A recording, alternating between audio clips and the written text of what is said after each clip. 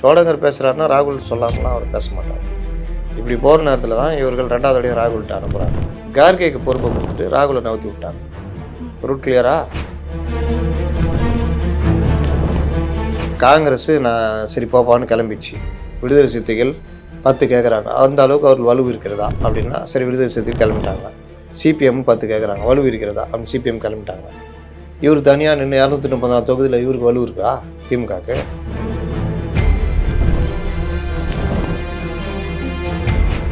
காங்கிரஸ் வந்தால் பட்டியலின மக்கள் வாக்குகள், காங்கிரஸ், இடதுசாரிகள், சிபிஎம், சிபிஐ எல்லாம் உள்ளே வந்துட்டாங்கன்னா விடுதலை சிறுத்தைகள்லாம் இது பலம் வாய்ந்த கூட்டணி, வலுவான கூட்டணி, இது சமூக நீதி கூட்டணி உருட்டலாம்.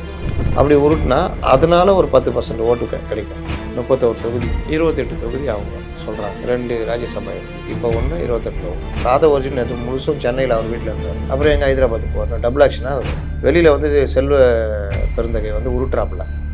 சூப்பரு, அது வேறு லெவலில். யாராவது மாற்றி போட்டிங்கன்னா நான் டெஃபர்மேஷன் போடுவேன். எது நியூஸ் எழுதுனால டெஃபர்மேஷன் போடுவாராம். எல்லாரும் 22, 23, 25 இப்படி தான் இருக்காங்க. விஜயும் சரி, திமுகவும் சரி, அதிமுகவும் சரி. கூட்டணி பலமோ இன்ஃப்ராஸ்ட்ரக்சரும் சேர்த்து தான் வெற்றி தோல்வியை நிர்ணயிக்கும். உங்கள் ஆரோக்கியத்தின் ஊற்று நண்பன் ஹெல்தி ஸ்வீட் ஃப்ளோர் உடனே ஆர்டர் செய்யுங்கள். 4ஆம் துண் நேயர்கள் அனைவருக்கும் வணக்கம். இன்று நம் நிகழ்ச்சியின் சிறப்பு விருந்தினர் ஊடகவியலாளர் முத்தலிஃப் அவர்கள் இணைந்துள்ளார். வணக்கம் சார். வணக்கம். கிட்டத்தட்ட 1 மணி நேரம் பேச்சுவார்த்தை. ப. சிதம்பரம் அவர்கள் இப்போயுமே வந்து கூட்டணியில் காங்கிரஸ் திமுக கூட்டணியில் எதுவும் எடுபடுற மாதிரி தெரியல அப்படின்ற மாதிரி ஒரு அதிருப்தியில் இருக்காரே சார். யார் சொன்னா? பேட்டியில் தான் அப்படி சொன்னாரா? இல்லை, ஏன்னா அவங்க ஒரு 41 சீட்டு கேட்டிருந்தாங்க. இப்போ 25 கீழே உருட்டுறாங்களா? அதை விட்டுருங்க. சிதம்பரம் பேட்டியில் ஏதாவது தெரிஞ்சதான்ற அவகாசம் கேட்டிருக்காரே நாளை வரைக்கும். திருப்பி இன்னும் கன்ஃபார்ம் பண்ணல இல்லையா? அதில் அது ஓகே. அதாவது தாவேகவும் காங்கிரஸும் பேசுதுன்னு பிரேக் பண்ணுறேன். வந்து திட்டுறானுங்க. நீ சொன்னது என்னைக்கு தான் நடந்தது? நீலாம் ஒரு பத்திரிகையாளரா? ஒன்றும் இப்படி அப்படி இப்படின்றானுங்க. அதுக்கு பிறகு பார்த்தா இன்னை வரைக்கும் இந்த மேட்ரு பெருசாக மேட்ராக ஓடுது. பேச்சுவார்த்தை எப்படி போச்சு, என்ன ஆச்சுன்னு எல்லாருக்குமே தெரியும். ராகுல், கேசி வேணுகோபால், சோடங்கர் எல்லாம் பெரிய அளவில் பேச்சுவார்த்தை போய்கிட்டு இருந்தது. இவர்களும் கிட்டத்தட்ட முடியாதுன்ற கண்டிஷனுக்கு வந்து அங்கே எல்லாம் ஓகே ஆகிற கண்டிஷன் போகுது. ஒரு கட்டத்துக்கு மேலே தெரியுது காங்கிரஸ் போயிடுச்சுன்னா அவ்வளோதான் கதை கந்தல் அப்படின்னு. அப்புறம் பயந்து போய் கனிமொழி அமிச்சு சமாதானம் பேசுகிறாங்க ராகுல்கிட்ட. ஃபஸ்ட் ரவுண்டு முடியல. மறுபடியும் கேசி வேணுகோபாலை கூப்பிட்டு வச்சு பேசுகிறாங்க. அப்போவும் முடியல. அப்புறம் சோடங்கர் எல்லாம் ஒரு குழு அனுப்புகிறாங்க. அந்த குழு பேசிவிட்டு இவங்க கேட்குற இதெல்லாம் முடியாதுன்னொன்னே வெளியில் வந்து செல்வ பெருந்தகை வந்து உருட்டுறாப்புல. சூப்பரு, அது வேறு லெவலில். யாராவது மாற்றி போட்டிங்கன்னா நான் டெஃபர்மேஷன் போடுவேன். எது நியூஸ் எழுதுனால டெஃபர்மேஷன் போடுவாராம்.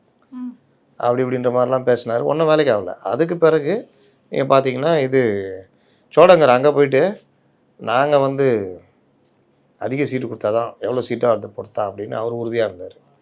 சோடங்கர் பேசுகிறாருன்னா ராகுல் சொல்லாமலாம் அவர் பேச மாட்டார். இப்படி போகிற நேரத்தில் தான் இவர்கள் 2வது அடியும் ராகுல்கிட்ட அனுப்புகிறாங்க. கனிமொழி அனுப்பிச்சு பேச விட்றாங்க. அப்பவும் வேலைக்கு ஆகலை.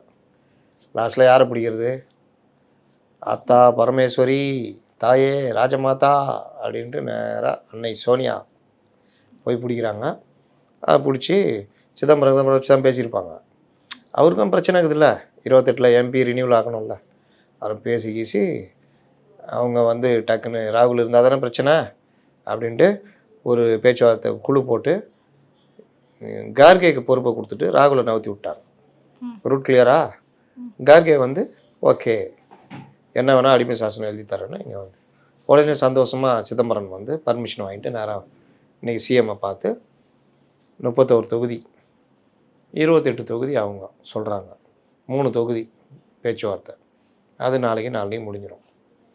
2 ராஜ்யசபா எம்பி இப்போ 1, 28 1 முடிச்சாச்சு. அப்போ நாளைக்குள்ளே இந்த கூட்டணி வந்து கன்ஃபார்ம் ஆகிடும்ன்றீங்க? நாளைக்கோ நாளைக்கோ கன்ஃபார்ம் ஆகிடும். ஆனால் தாவேக்கா சைடு போகிற மாதிரி இல்லை காங்கிரஸ். அவ்வளோதான், முடிச்சு விட்டாங்க. அப்போ உண்மையாகவே வந்து காங்கிரஸ் தாவேக்கா ஒரு பகடக்காயை தான் யூஸ் பண்ணாங்களா சார்? அவங்கள வச்சு இங்கே சீட் அதிகமாக வாங்கணுன்றதுக்காக முதல்ல பகடக்காயை யூஸ் பண்ண பார்த்தாங்க. அதுக்கப்புறம் ரொம்ப சீரியஸாக இறங்கி எல்லாரும் போயிட்டாங்க. நல்லா ஒரு எண்டுக்கு போயிட்டாங்க. இப்போ அங்கே தான் மாற்றி விட்டாங்க. யார் போகிறாங்களோ அவங்களே கழட்டி விட்டாங்கல்ல. ஒரு கொலை நடக்குது, ஒருத்தர் இன்ஸ்பெக்டர் இறங்கி நல்லா வேகமாக செயல்படுறாரு, இன்ஸ்பெக்டர் எஸ்ஐலாம். கொலைகாரன் வந்து ஒரு பெரிய சமூகத்தில் பெரிய ஆள், அவன் யார்கிட்டயோ பேசி பார்க்குறான், அந்த இன்ஸ்பெக்டர்கிட்டையும் பேசுகிறான், ஒன்றும் வேலைக்கு ஆகல.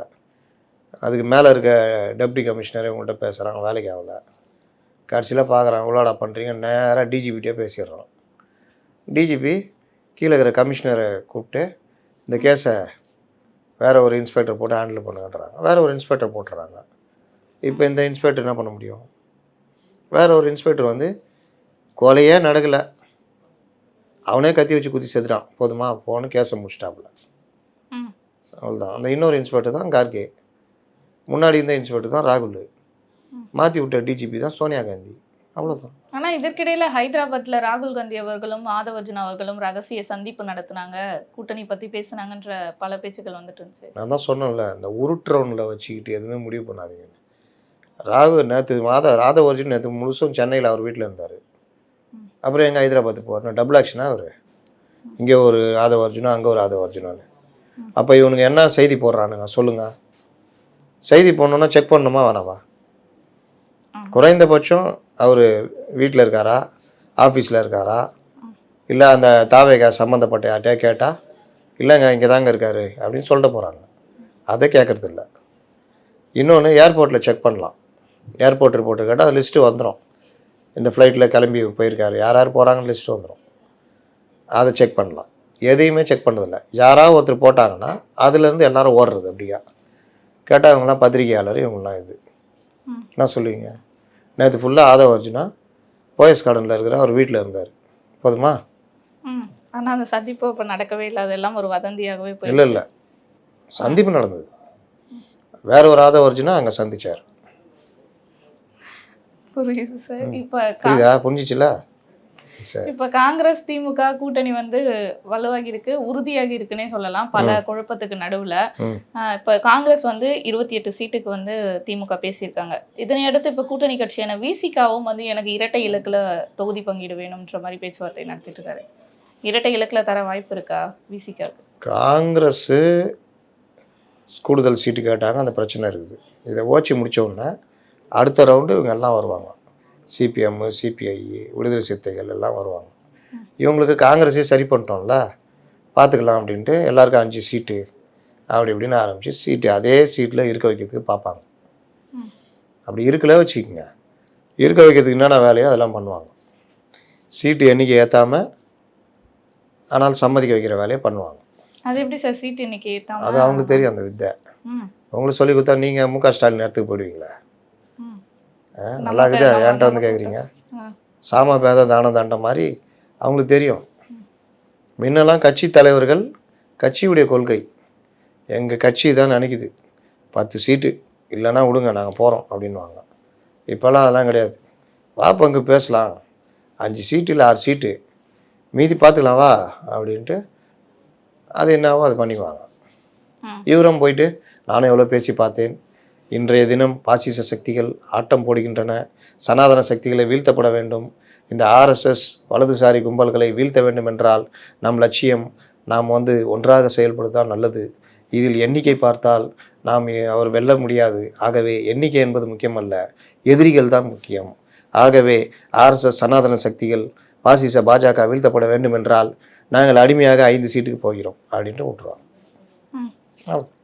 ஆனால் இப்போ காங்கிரஸ்க்கு 28 சீட்டு கிட்ட கொடுத்துருக்காங்க இல்லையா, அவங்க வச்சது டிமாண்ட் பார்த்தீங்கன்னா 31, 41ன்னு கேட்டாங்க. அந்த அளவுக்கு தமிழகத்தில் காங்கிரஸ்க்கு வந்து வலு இருக்கா சார்? 41 சீட்டில் நிற்கிற அளவு இருக்கு?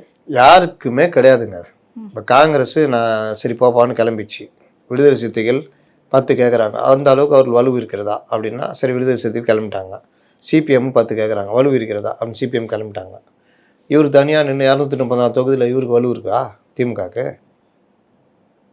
ஜெயிச்சிருவாங்களா? இப்போ விஜய் சொல்கிறாங்களே, விஜயோட கீழே இருப்பாங்க.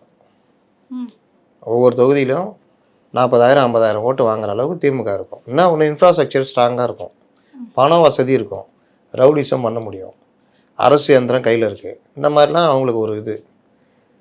இதோடு சேர்ந்து கூடுதல் பலமாக காங்கிரஸ் வந்தால் சிறுபான்மை வாக்குகள் பாஜகவுக்கு கண்டிப்பாக இவங்க எதிரியாக தான் இருப்பாங்கன்னு நம்புவாங்க.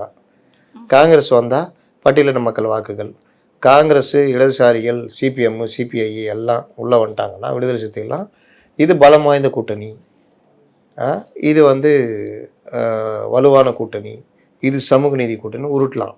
அப்படி உருட்டினா அதனால் ஒரு 10% ஓட்டு கிடைக்கும். இப்படி உளவியல் தாக்கமாக தான் இந்த கூட்டணின்றது. இது இவருக்கு கிடைக்குமா, இவருக்கு இருக்கா, அவருக்கு இருக்கான்னு டிஎன்ஏ டெஸ்ட் எடுத்தால் திமுகவுக்கும் கிடையாது. ஆனா தனித்து நின்றா விஜய் விட கம்மியான வாக்குகள் தான் திமுக பெறுமா? ஆமாம், விஜய் இன்னைக்கு 20% மேலே வச்சுருக்காப்புல. என்னங்க சார் 2 வருஷத்துல வந்து விஜய் அவர்களே திமுக ஓவர்டேக் பண்ணி தனித்து நின்று வெல்ல முடியும்? ஆமாம், ஏங்க 1.5 கோடி பேர் பதிவு பண்ணியிருக்காங்க. 18 வயதுக்கு மேற்பட்டவர்கள் 1.5 கோடி பேர் பதிவு பண்ணியிருக்காங்க. அவங்க ஆப்பில் பக்காவாக பதிவு பண்ணி வச்சுருக்காங்க. ஆனா திமுகன்றது 50 ஆண்டு காலமா இருந்துக்கோ, காங்கிரஸ் 150 வருஷம். அந்த காங்கிரஸ் தானே இப்போ நீங்கள் கேள்வி கேட்டீங்க. திமுக பெருசா, காங்கிரஸ் பெருசா? காங்கிரஸுக்கு எவ்வளோ சீட்டு இருக்குது? யாரை நம்பிக்கிறாங்க? அப்புறம் இன்னும் 50 ஆண்டு காலம் தமிழகத்துல 50 ஆண்டு காலம் இருந்திருக்காங்க. தமிழகத்துல தான் இவங்களுங்கிறாங்க. இவங்க மட்டும் என்ன அமெரிக்காவில் இருக்கிறாங்க?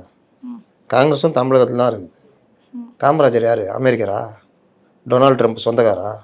இல்ல சார், அவங்களுக்கான அந்த வாக்கு மக்கள் செல்வாக்கு இல்லைன்ற சார். யார் சொன்னா? காங்கிரஸ்க்கு போய் படிங்க. 1980 வரைக்கும் காங்கிரஸுக்கு எத்தனை பர்சன்டேஜ் ஓட்டு இருந்ததுன்னு? 30%. இப்போ கரண்டா சொல்றேன். கரண்ட்டாக இல்லைன்னா அதுக்கு என்ன பண்ண சொல்கிறீங்க? இப்போ கரண்ட்டாக தான் நானும் சொல்கிறேன். விஜய்க்கு திமுகவோட வாக்கு ஜாஸ்தின்னு என்ன சொல்கிறீங்க? தேர்தல் முடிவு வரட்டும், தெரியும்ல. தனித்தனியாக பிரித்து பார்த்தா தெரியும்ல. எல்லாரும் 22, 23, 25 இப்படி தான் இருக்காங்க. விஜயும் சரி, திமுகவும் சரி, அதிமுகவும் சரி. கூட்டணி பலமோ இன்ஃப்ராஸ்ட்ரக்சரும் சேர்த்து தான் வெற்றி தோல்வியை நிர்ணயிக்கும். அதில் ஒன்றுமே இல்லாத மண்ணு தான் தாவேகா. இன்ஃப்ராஸ்ட்ரக்சர் கிடையாது, அரசியல் இது கிடையாது, எந்த வித கட்டமைப்பு கிடையாது, எதுவுமே கிடையாது. ஆனால் ஓட்டு இருக்குது. இவர்கள்ட்ட அந்த ஓட்டும் இருக்குது, கட்டமைப்பு எல்லாமே இருக்குது, பணம் இருக்குது, அதிகார மையம் இருக்குது. அதிகாரம் எப்படி செய்யணும்னு தெரியும், அதிகாரிகள் எப்படி சமாளிக்கணும்னு தெரியும். அதனால் ரெண்டும் வெயிட்டாக இருக்கிற மாதிரி தெரியுது. கொஞ்சம் தாக்கு பிடிச்சி விஜய் 2-3 எலெக்ஷன் நின்ட்டாருன்னா வேறு லெவலு. காலையில் பார்த்தீங்கன்னா மாற்றுத்திறனாளிகளுக்கு ஒரு தொகை, அப்புறம் மீனவர்களுக்கு ஒரு தொகைன்னு தொகை மேலே தொகையாக இன்றைக்கி வந்துட்டே இருக்கே சார், பம்பர் ப்ரைஸ் மாதிரி. ஊரா விட்டு நெய்ய பொண்டாட்டி கையன்னு சொல்லுவாங்க. அந்த மாதிரி திடீர்னு 5 வருஷத்துக்கு அப்புறம் இன்றைக்கி தான் தெரியுது நலிவுற்ற அப்படின்னு. இவ்வளோ நாளாக அவங்க நலிவடைந்து இருக்கிறதுலாம் இவருக்கு தெரியல, இப்போ தான் தெரியுது. எல்லாருக்கும் 2000 நடுவில் விதவைகள் பென்ஷன், முதியோர் பென்ஷனையே இவங்க வந்து இல்லாத குளறுபடி பண்ணி பாதி பேருக்கு மேலே போகாமல் பெரிய பிரச்சனைலாம் ஆச்சு. அப்போல்லாம் நலிவுற்ற இதெல்லாம் தெரியல. மாற்றுத்திறனாளிகள் போராடினப்போ அவங்கள தூக்கின்னு போய் ஊராக சுற்றிக்கின்னு அங்கங்கே இது பண்ணி அந்த மாற்றுத்திறனாளி சங்கத்துடைய தலைவர் ஜான்சி ராணியே தாக்கப்பட்ட சம்பவம்லாம் நடந்தப்போலாம் இவர் முதல்வருக்கு பெருசாக தெரியல. இப்போ வந்துட்டு அப்படியே பாசம், இந்த பாசம்லாம் எதனால் வருதுன்னு தெரியுதில்ல. இவ்வளோ நாளாக பண்ணாரா? அது இன்னும் தேர்தலுக்கு 10 நாளைக்கு முன்னாடி வரைக்கும் இந்த பாசம்லாம் வருது, இந்த அமௌண்ட்லாம் வருது. தேர்தல் அப்புறம் காணாமல் போயிடுமா? அவ்வளோதான். நீங்கள் சொல்லுங்கள். போன வருஷம் கொடுத்துருக்கலாம்ல, முந்தின வருஷம் கொடுத்துருக்கலாம்ல, அதுக்கு முந்தின வருஷம் கொடுத்துருக்கலாம்ல. இந்த தீபாவளி வருது, அப்போவாது இந்த விதவைகள் பென்ஷன் வாங்குறவங்களுக்கு பொங்கலுக்கு கூடுதலாக 1000 ரூபா அந்த மாதிரி தான் பண்ணியிருக்கலாம்ல. பண்ணாங்களா? இப்போ மட்டும் நான் நலிவு எல்லாம் எலெக்ஷனை ஒட்டி பண்ணுறது தான். இந்த பாசம் எல்லாம் அப்போ தான் வரும். அப்போ இதெல்லாம் தேர்தலுக்கான ஒரு சூசகமான தான். தொடர்ந்து பல நிகழ்வுகளை பற்றி பேசுவோம். நன்றி.